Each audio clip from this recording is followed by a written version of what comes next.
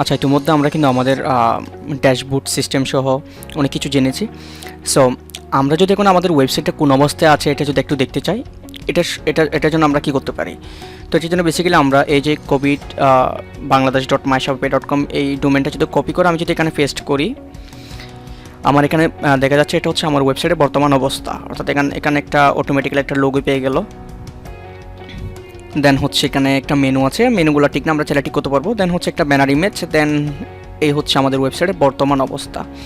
But এটা যেহেতু আমরা ফ্রিতে করলাম, আমরা যদি অ্যাকাউন্টটা অর্থাৎ আমার এই ওয়েবসাইটটা কারো কাছে শেয়ার করতে চাই, ফর এক্সাম্পল আমি অন্য কারো কাছে শেয়ার করলাম, অথবা আমি ভিন্ন একটা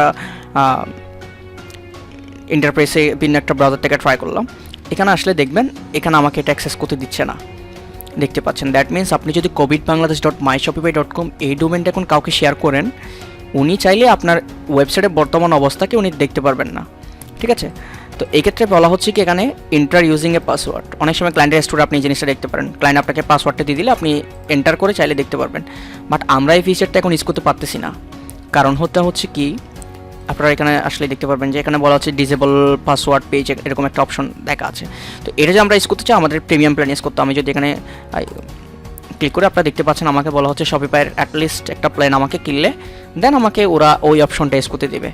তো আপনারা এটা হচ্ছে মানলে $29 কিনলে আপনি কী ধরনের সিস্টেম পাচ্ছেন, দুইটা স্টেপ অ্যাকাউন্ট খুলতে পারবেন, ট্রানজ্যাকশন ফি হচ্ছে আপনার জন্য, তো এভরিথিং আপনারা পড়ে নেবেন। বাট আমি অন্য একটা সিস্টেমে চাইলে আমার ফ্রেন্ড অথবা যে কারো অথবা ক্লায়েন্ট পারপাস যদি হয়ে থাকে, আমি চাইলে এটা শো করাতে পারবো আমার ওয়েবসাইটটা। এক্ষেত্রে জিনিসটা একটু ফ্রাস্ট্রেটিং বলা যায়। আমি যদি এখানে আসার পর এখান থেকে আমি এখানে টিমে ক্লিক করবো। দেন অ্যাকশনে এসে আমি যদি প্রিভিউতে ক্লিক করি, দেখেন কত লম্বা একটা লিঙ্ক। এই জিনিসটা আসলে খুবই ফ্রাস্ট্রেটিং। এটা কোনো একটা ওয়েবসাইটের প্রফেশনাল কোনো লিঙ্ক হতে পারে না। আমরা যদি প্রিমিয়াম ইউজ করতে পারতেছি না, দ্যাটস ওয়াই আসলে আমরা যদি এটা কাউকে শেয়ার করি, তাইলে আমরা চাইলে এটার মাধ্যমে যে কাউকে আমাদের ওয়েবসাইটের বর্তমান অবস্থাটা আমরা শেয়ার করতে পারবো। সো এটাই হচ্ছে বেসিক্যালি ডিসেবল পাসওয়ার্ড পেজ যে অপশনটা আছে, অর্থাৎ পাসওয়ার্ড প্রোটেকশনের যে বিষয়টা, এটা হচ্ছে বেসিক্যালি এভাবে কাজ করে।